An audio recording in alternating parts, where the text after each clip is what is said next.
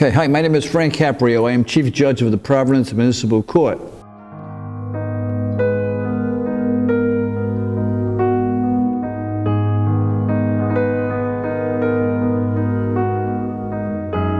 America's most beloved TV judge is laid to rest, and countless fans, including past defendants who appeared before him, are flocking to say goodbye. At his memorial in Rhode Island, Judge Frank Caprio was remembered for his kindness and compassion. He turned parking tickets into parables. That's the simplest way to explain why a municipal judge from Rhode Island became a global phenomenon, and why, when he passed away at 88 on August 20th, 2025, people didn't just post condolences. They came. They lined up. They filled a cathedral. Because Frank Caprio wasn't famous for being famous, he was famous for listening, for the way his courtroom made you feel seen, even if all you had was a broken taillight in a bad month. Rhode Island gave him something rare, a send-off that felt like a state funeral. The doors opened the day before at the Rhode Island Convention Center for a public remembrance. Thousands walked past flowers and photos, sharing stories that sounded less like legal proceedings and more like small moments of decency, because that was his brand of justice. The next morning, August 29th, the city gathered at the Cathedral of Saints Peter and Paul for the funeral mass.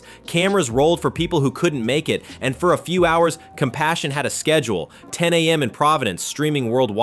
The burial would be private, but the goodbye wasn't. It was meant for everyone. At the altar stood a signal that this was bigger than a local goodbye. The funeral mass was presided over by Archbishop Richard G. Henning. Yes, Boston's Archbishop, who previously led the church in Providence. It was a detail that told its own story, a Rhode Island son being honored by a regional shepherd who knew him and what his courtroom meant up close. That wasn't pomp, it was context, a reminder that Frank's reach had grown far past TV syndication and social clips. It had touched institutions that are usually careful about whom they spotlight. How old is your son? 63. Yeah. And Daddy's still taking care of him, right?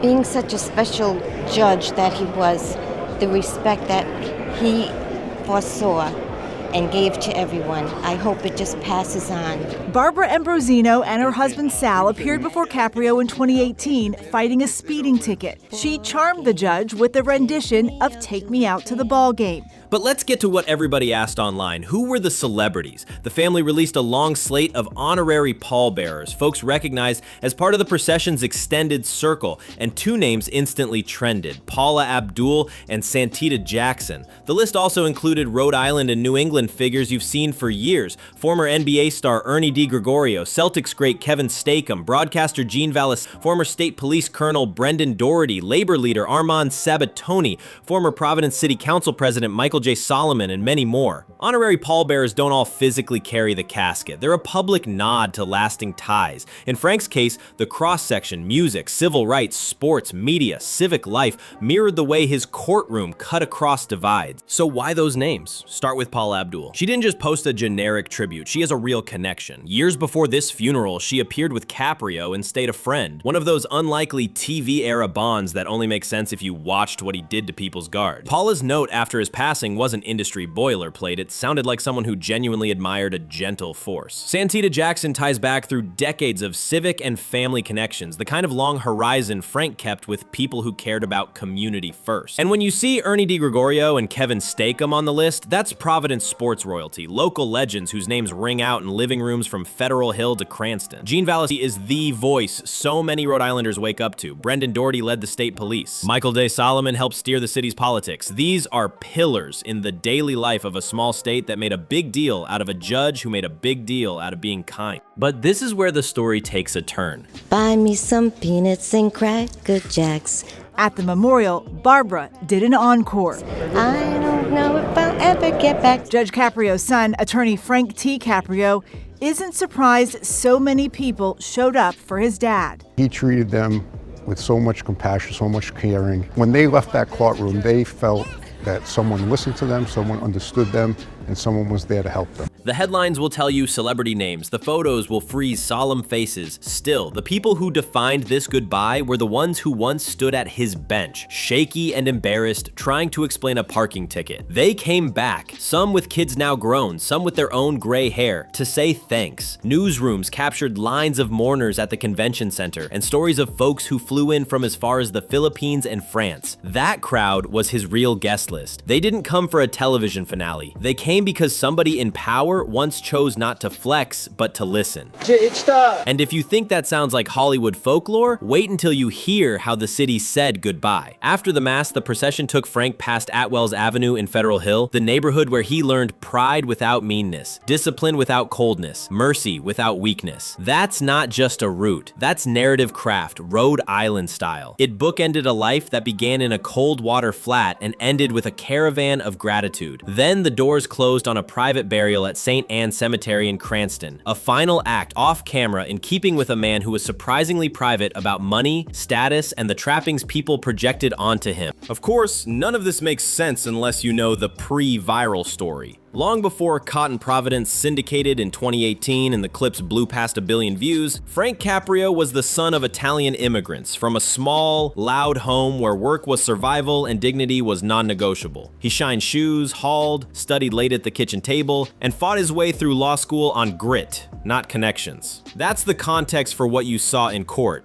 The man who asks what's going on at home isn't doing a bit, he remembers. Taking all of those factors into consideration, the matter will be dismissed. Thank you, Your Honor. At today's jam-packed funeral, we spotted singer Paula Abdul. She was friends with Judge Caprio and even made a guest appearance on his TV show, Caught in Providence. Now, she's serving as an honorary pallbearer. That's why people who never met him felt like they knew him, and why lines formed like they were saying goodbye to a relative they'd only ever seen on a screen. His TV fame came late, which made it pure. He didn't tailor his courtroom to the camera found the courtroom. When his brother Joey started filming, the show was local. National syndication came decades later, and global virality later still. By then, Frank was set in his ways, in the best sense. He believed fines could be teaching moments, that a joke could diffuse fear, that letting a child help decide a parent's fate could turn a scolding into a memory. That style didn't just entertain, it recalibrated what people expect from authority. The end came with the same frankness. In 2023, he retired after a diagnosis of pancreatic cancer. In his final messages, he asked for prayers, not pity. On August 20th, 2025, he passed away at 88. The facts are clinical, the reaction wasn't. Rhode Island's governor lowered flags, news outlets ran obits that read more like tributes, and then the city did what it does best, it showed up. So yes, here are the names you came for, clean and quick. Paula Abdul, Santita Jackson, Ernie DiGregorio, Kevin Stakem, Gene Valley, Colonel Brendan Doherty, Michael J. Solomon, Armin Sabatoni, and a long roster of civic leaders, friends, and family recognized as honorary pallbearers. If you're wondering, did they actually carry the casket? Honorary pallbearers usually don't. It's a ceremonial recognition. The primary pallbearers list included close family and local figures who physically shouldered the duty. Either way, the symbolism was clear. Celebrity respected the judge the same way everyday people did. But the most viral moment from the funeral wasn't a celebrity shot. It was the quiet rhythm of the mass. The way the homily hovered over words everyone already knew about him. Mercy, fairness, humor, patience. It was the way grandchildren called him Papa, not Your Honor. It was the procession down a street that raised him. That's why the live stream felt intimate, even to millions who watched from far away. The ritual met the reputation, and it matched. Halfway through this, it's worth admitting something simple. We don't celebrate kindness enough. What you see on social media and in his courtroom, the person that you see there is who he is.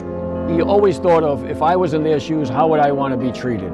So he was one of those people that had a unique connection with everybody he met. In politics, the loudest wins. In courtrooms, the harshest seems serious. Frank Caprio subverted that and didn't lose the room. He showed that hearing someone's story doesn't weaken the law, it strengthens consent to it. People accept authority when authority accepts their humanity. That's his real legacy, and it's why a small municipal court once felt like the internet's favorite class. And before we wrap, there's one final detail that sticks. The cathedral was packed with people who will never trend. Cafeteria workers, small business owners, ex-students, retired cops, city clerks, parents who brought their kids to see what it looks like when a community says thank you. Those are the ones who keep replaying their favorite clips. Not to gawk, but to remember how it felt when someone with power put the gavel down for a second and said, "Tell me what's going on." That's not leniency, that's leadership. So what do you do with a send-off like this? You don't copy it,